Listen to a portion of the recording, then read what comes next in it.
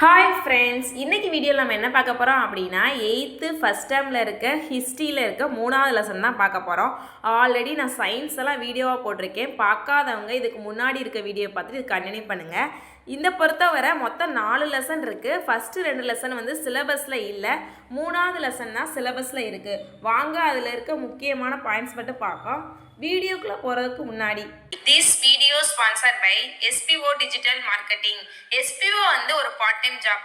இதில் வந்து நீங்கள் பேசிக்கான இன்டர்நெட் நாலேஜ் இருந்தால் நீங்களும் ஜாயின் பண்ணலாம். இதில் எந்த மாதிரி ஒர்க்கெல்லாம் இருக்கும் அப்படின்னா, ஃபேஸ்புக் இன்ஸ்டாகிராமில் வந்து பிக்சர் ஷேர் பண்ணுறது, கண்டென்ட் ஷேர் பண்ணுறது, அந்த மாதிரி ஈஸியான ஒர்க் தான் இருக்கும். நீங்களும் இதில் ஜாயின் பண்ணணும்னா நான் ஸ்க்ரீனில் ஒரு நம்பர் தரேன், அதுக்கு வாட்ஸ்அப் பண்ணுங்கள். மேலும் இதை பற்றி ஃபுல் டீட்டெயில் வந்து நான் டிஸ்கிரிப்ஷனில் கொடுத்துருக்கேன், நீங்களும் செக் பண்ணிட்டு ஜாயின் பண்ணிக்கோங்க. வீடியோக்குள்ளே போகலாம். ஸ்கிப் பண்ணாதீங்க. பெரிய தப்பு. தினம் 300 ரூபாய் சம்பாதிக்க அரிய வாய்ப்பு. இன்ஸ்டாகிராம், ஃபேஸ்புக் பயன்படுத்த தெரிந்தால் போதும். Content post and content publishing மூலமா தினம் 300 ரூபாய் சம்பாதிக்கலாம். இந்த வேலை செய்ய 5 நிமிடம் போதும். Work training support, group communication support, all language customer live chat support, முக்கியமா சொந்தமா ஒரு பிசினஸ் ஸ்டார்ட் பண்ற அளவுக்கு உங்களால கற்றுக்கொள்ளவும் முடியும், சம்பாதிக்கவும் முடியும். இந்த வேலை வாய்ப்பு வழங்குவது 5 வருடத்திற்கு மேல ரன் ஆகிட்டு இருக்க நம்ம தமிழ்நாட்டு company school of business organisation private limited. மேலும் விவரங்களுக்கு டிஸ்கிரிப்ஷன்ல கொடுத்திருக்க நம்பருக்கு வாட்ஸ்அப் பண்ணுங்க. வாங்க, ஃபஸ்ட்டு பாயிண்ட் என்ன அப்படின்னா, ஃபஸ்ட்டு வந்து ஹெட்டிங் வந்து கிராம சமூகமும் வாழ்க்கை முறையும். அதில் வந்து நிலையான நிலவரி திட்டத்தை பற்றி பார்க்க போகிறோம். 3 பேர் கொண்டு வந்திருப்பாங்க, வங்காளம், பீகார், ஒடிசாவில். ஃபஸ்ட்டு நான் ஷார்ட்டாக சொல்கிறேன். ராபர்ட் கிளே வந்து கொண்டு வந்தது 1 வருட திட்டம். வாரன் ஹாஸ்டிங் வந்து 1 வருடத்தை வந்து 5 வருடமாக மாற்றுவார். காரன் வாலிஸ் அதை 10 வருடமாக மாற்றுவார். அப்போ 10வது நில வருவாய் திட்டம் எந்த வருஷம் அப்படின்னா 1793. இந்த மாதிரி ஷார்ட்கட்டில் எழுதி வச்சுக்கோங்க, அப்போ தான் உங்களுக்கு வந்து படிக்கிறதுக்கு ஈஸியாக இருக்கும்.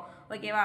அடுத்து வந்து இந்த நில வருவாய் திட்டத்துக்கு வந்து நிறையா பேர் இருக்குது. அந்த பேரெல்லாம் என்ன அப்படின்னா, ஜமீன்தாரி, ஜாகீர்தாரி, மல்குஜாரி, பிஸ்வேதாரி, அந்த மாதிரி பேரெல்லாம் சொல்லியிருப்பாங்க. இதை ஆட் அண்ட் அவுட்டில் கேட்கலாம், அதனால் நல்லா பார்த்துக்கோங்க.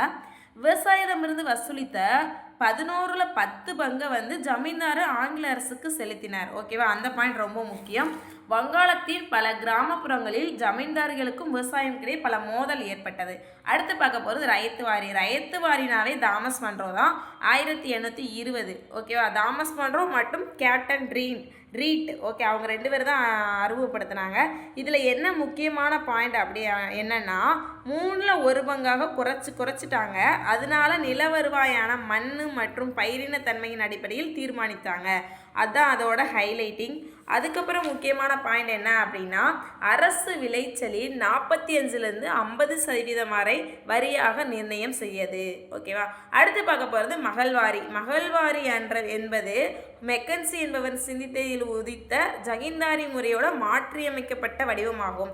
அப்போ கொஸ்டின் எப்படி கேட்பாங்க அப்படின்னா, ஜமீன்தாரி முறையின் மாற்றி அமைக்கப்பட்ட வடிவம் எதுன்னு கேட்டு மகள்வாரின்னு கொஸ்டின் கேட்கலாம்.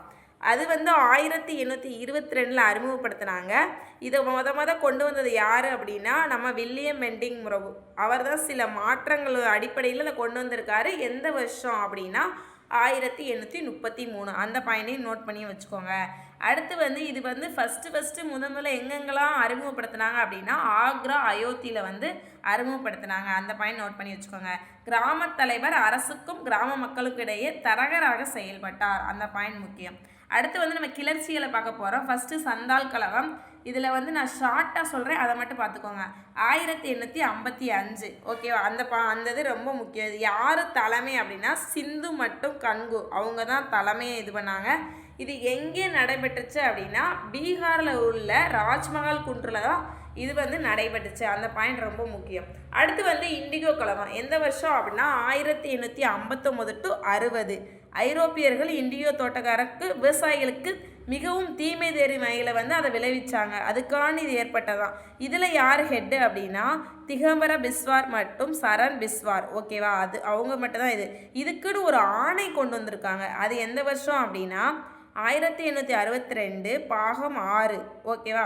அதுக்கப்புறம் இதை பற்றி வந்து இந்து தேசபக்தன் செய்தித்தாளில் வந்து சாகுபடியாளரின் துயரங்கள் பலமுறை வெளிச்சத்திற்கு கொண்டு வந்தனர். ஓகேவா? அது வந்து எழுதுனது யார் அப்படின்னா வாவேசு ஐயர். அடுத்து வந்து இது ரிலேட்டடாக வந்து நீல் தர்மன் நாடக நூலை எழுதியிருக்காங்க. யார் அப்படின்னா தீனபந்து மிஸ்ரா. அது எந்த மொழி அப்படின்னு சொல்லிட்டு குரூப் 2ல் கேட்டிருக்காங்க. நான் அதை சைடில் எழுதி வச்சுருக்கேன் பாருங்கள், வங்க மொழி. அதை நோட் பண்ணி வச்சுக்கோங்க. பாப்னா கலவை வந்து அவ்வளோவா இம்பார்ட்டன்ட் இல்லை, ஆனால் வந்து அதோட வருஷமும் தலைமையும் பார்த்துக்கிறணும். 1873 தலைமை யார் அப்படின்னா சந்திர ராய். ஓகேவா. அடுத்து தக்கான கழகம் 1875 பூனாவில் ஏற்படுச்சு. என்ன இதில் முக்கியமான பாயிண்ட்னா உள்ளூர் வட்டிக்காரர்களின் அடக்குமுறையை எதிர்த்து புரட்சி செய்தன, அதுதான் முக்கியம்.